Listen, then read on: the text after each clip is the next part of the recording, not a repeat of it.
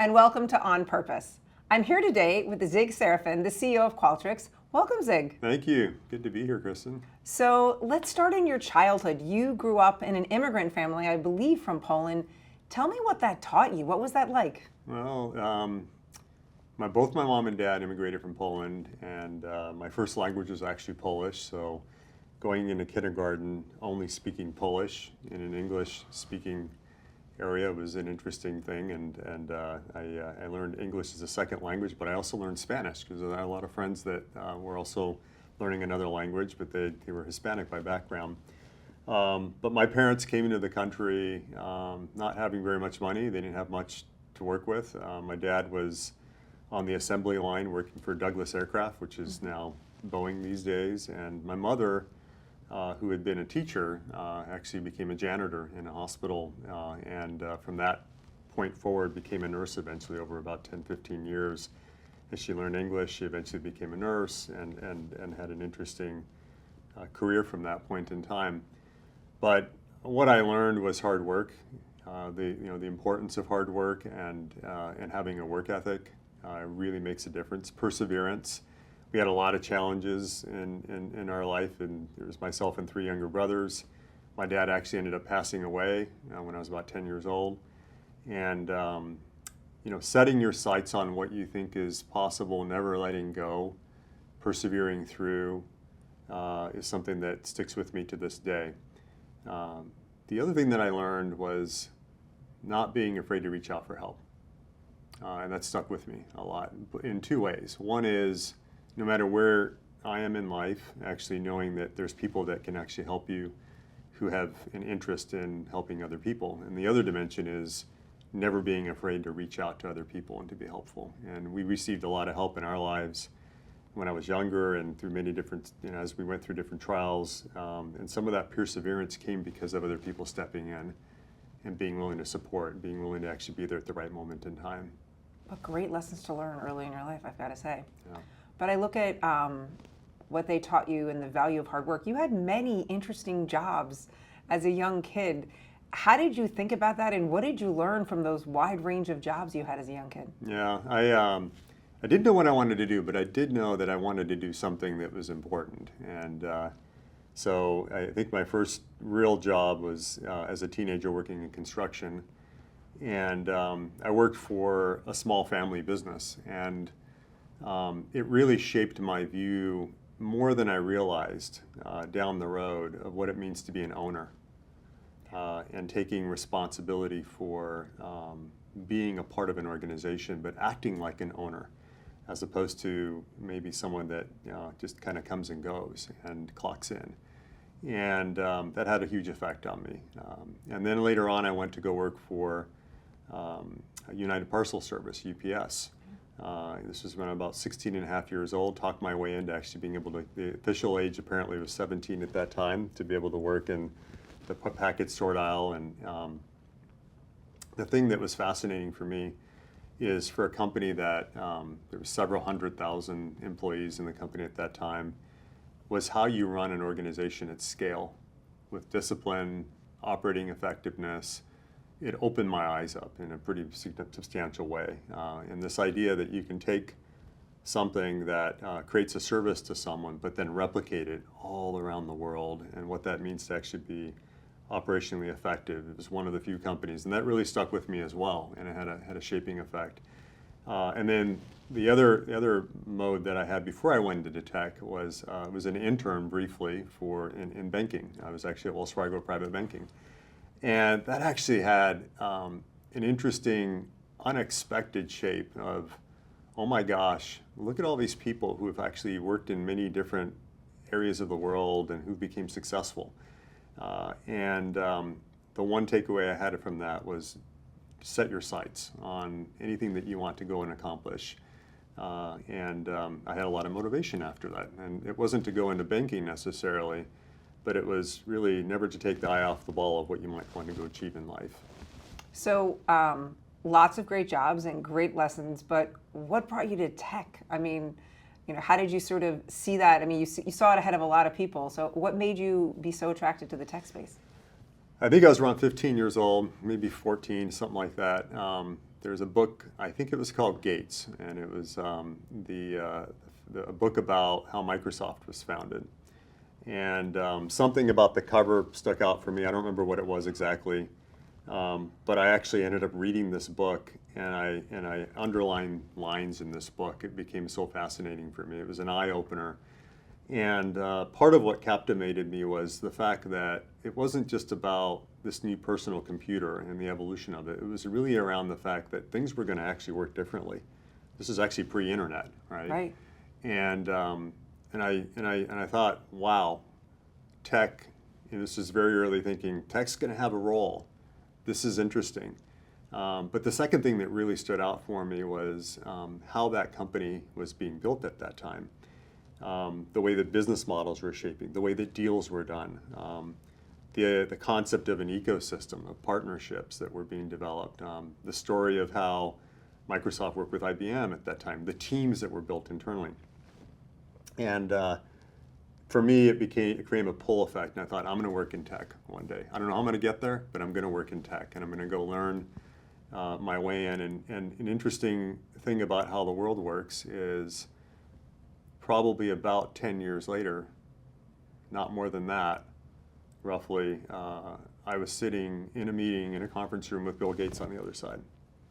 I love the story. It's a good And story. for me to this day, it still sends chills because if you set your sight on something and you want to be a part of something, and you work and partner with people, you can put yourself into situations in life that you've never imagined before. So you had an incredible career at Microsoft. It wasn't just that one meeting. It wasn't like you got to a meeting and that was 17 years. 17 years leading, huge transformations of the company. Talk to me, like, what were some of the highlights of that 17 years? There's probably two major highlights. One is myself and several very important and just amazing people came together to work on a project called Real-Time Communications. And this was around 2001, 2002. So if you go back to that time frame, broadband wasn't significantly pervasive. Wi-Fi was pretty janky at that time. It didn't really exist in most buildings, right? You still, dial-up internet was common. DSL was actually starting to become the thing that you're waiting for that to show up in your neighborhood. My kids wouldn't even know what you're talking about right now. But I know, they'd laugh at us, right? And we imagined a time where, if you put the combination of where technology was going and you plotted on a whiteboard, which we actually did, and you said, what then becomes the art of the possible? And we imagined a world where the way that you and I are communicating right now, we see each other, we're interacting with both verbally and non-verbally, would be possible virtually, right? You're like, whoa, that's, of course they're talking to our kids, like, what are you talking about, right? But at that time, it was like, yeah, there was some interesting science projects, right? So we built what today is called Microsoft Teams. Right. Back then it was called Office Communicator, then became Link. It was a 10-year path. And what was amazing about that was not only building great technology, but building a different business model, building something that required Microsoft to get into a very different space, communication and collaboration. And so that was a very important memory, not only of building great innovation, but teamwork. And people willing to do things that wasn't the typical work schedule, even the typical way of approaching the work. And so we rallied together. Many of the people that were part of that have stuck together. Some of them are with me today at Qualtrics, as an example. And then the second major moment was around 2009. I had the privilege of taking over a lot of Microsoft statistically based machine learning based systems, or what later became machine learning. And so software, as it had been built at that point in time, was hard-coded, deterministic in nature. And so statistical was essentially where you're starting to learn from how human beings interact with the system and from picking up the patterns. So it drove things like language understanding, text analytics, speech recognition, eye tracking, head tracking, which actually powers products like HoloLens as an example. And we began that journey around 2009. That is what led me to Qualtrics. Because what we realized over about a 3-4 year period was the one ingredient that actually helped to build better models and algorithms and language models and a variety of capabilities that we're using for machine learning at that time, the one variable that mattered the most was actually understanding what the human being was trying to do with the system. The more you understand the intention of the human, what click will they make next, what were they trying to do when they were doing this, what were they thinking, anticipating what might work next, the better your software. And so that led me to ultimately being introduced to Qualtrics, because what Qualtrics was doing was specializing in understanding the human experience, human factors. And so lo and behold, I became extremely interested in that topic, and Qualtrics was working on that very uniquely, and that led me to becoming part of the group of people that were taking the company forward from that point in time. Well, one of the things I've loved about our conversation over the years is your passion for not just artificial intelligence and now Gen AI. I don't think we're always talking about the Gen part of it. Sure.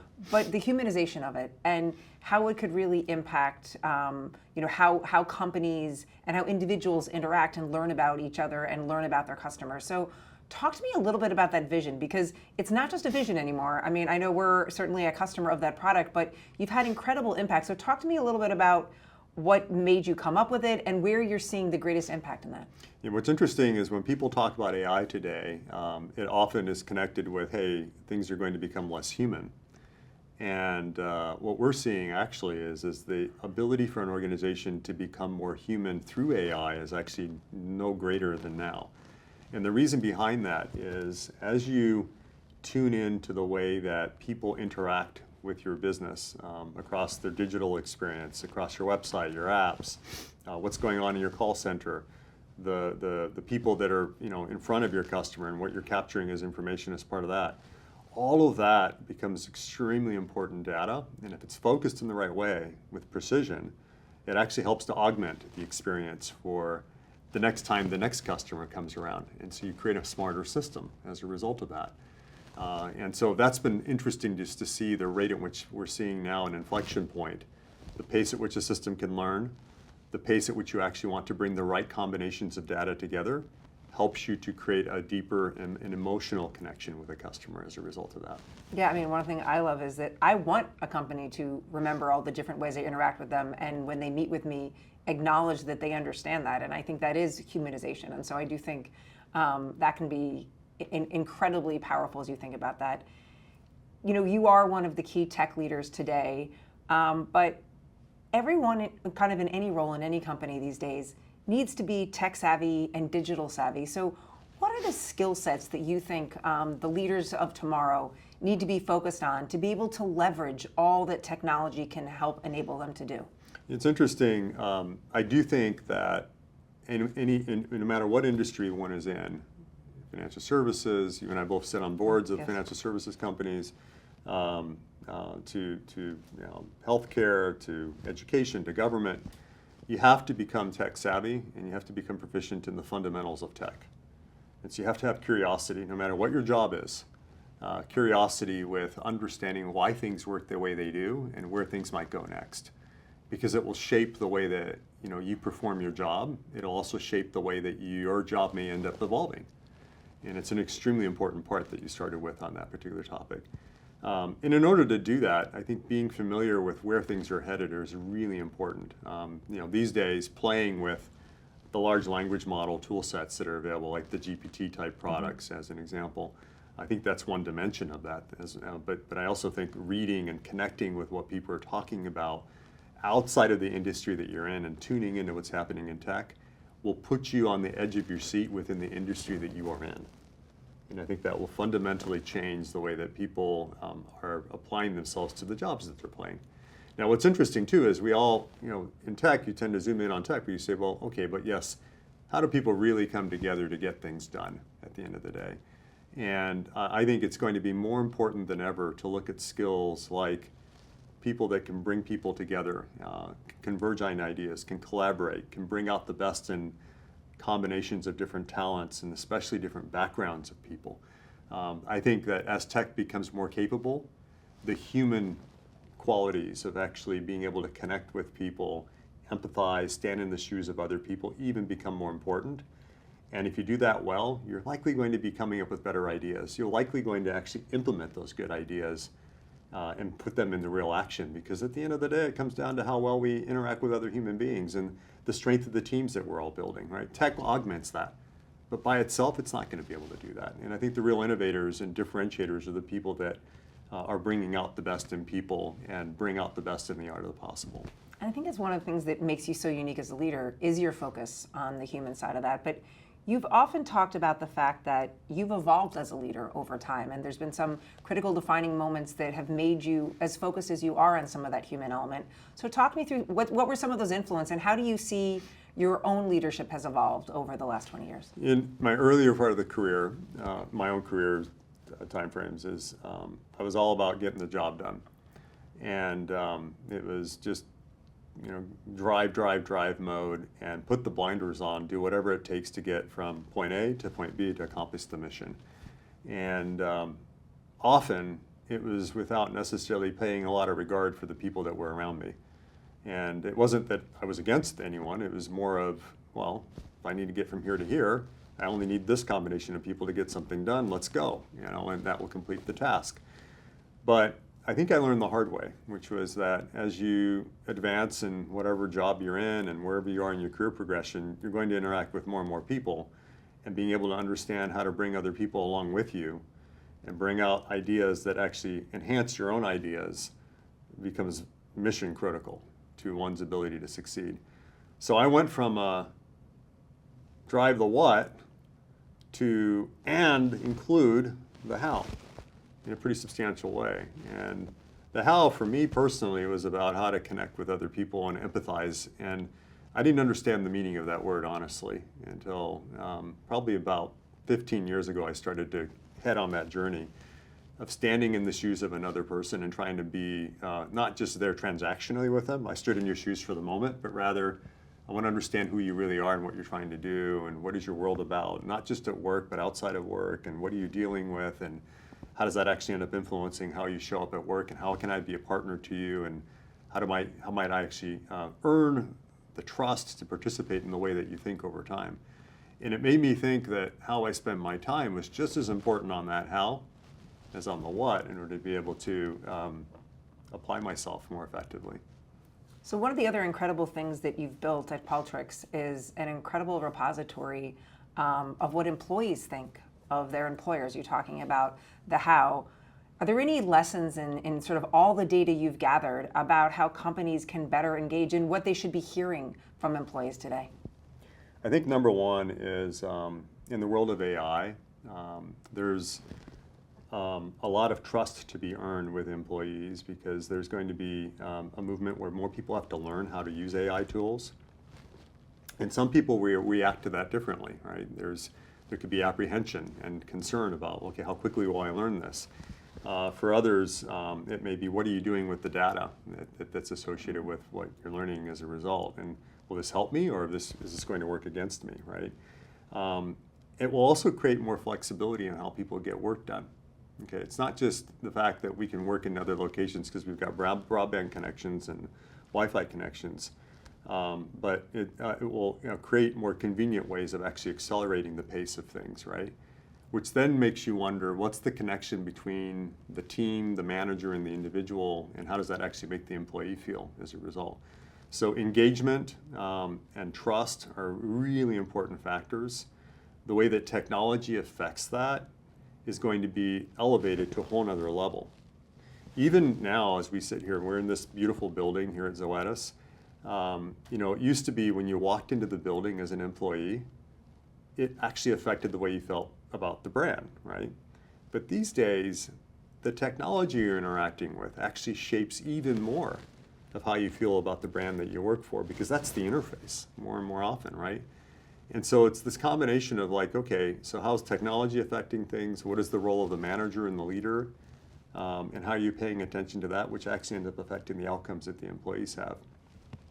Employees, and what we're seeing in our research, want to be known. People want to be understood more. They want to understand, they want the manager and the teammates that they work with to understand what their ambitions are. What are their goals? How do I grow in this company? So the time and attention that's taken to really understanding that is important. The good news is AI can actually help with that in the right ways. We have an innovation called Manager Assist that actually looks at what are the patterns that great managers have that actually can help other managers, and how do you provide the one or two little suggestions of things that leader could do in that particular week for their particular team, given observations, right? And if you engage in that, it actually builds trust and a stronger backbone for employees that want to be a part of the organization. And ultimately, those employees they become strong advocates for the business. That's awesome. So I think you've influenced just an incredible next generation of leaders in tech and digital. And I also know you're the father of, I think, 5 children. Yeah. As you look back on your career, what do you want your legacy to be? What do you hope people take away from, all that you've led and impacted? I like to remind myself to live life in a sort of a no regrets type mindset, and that sometimes requires taking risks. It requires putting yourself out there. It requires putting in more work or attention, caring about things more. Another way of thinking about this is I sometimes like to think about, well, how do you want to see your life when you're, say, 70 years old, or pick whatever that age is, right? And who are the people that you want around you? How do you want to feel as a result? Because life goes fast, right? And sometimes we forget that because of just the mad pace in which we're doing things. And so if I think about legacy, it's actually being an inspiration, perhaps by example, maybe, sort of, kind of, but maybe the feeling that's left on the hearts of people, right? Like, can you impress, whether it's my family or people that I get to interact with, that, care about what you do, put the time and attention to what you do in a way that will make you proud of what you've contributed to. And if you can do that well, that'll probably create long-lasting impacts on a lot of other people. If you care, you're actually going to help a lot of people. You'll step aside and take an extra moment here or there, or maybe a lot of time to support, whether it's a large group of people or an individual person at different points in their own life, right? And if you do that well, turns out you're probably going to be headed in the right direction. So that's how I think about that. Well, it's certainly how I've experienced you over the last few years. So look, I want to thank you so much, Zig, for joining us. And thank you for joining this episode at On Purpose. I look forward to seeing you again next time.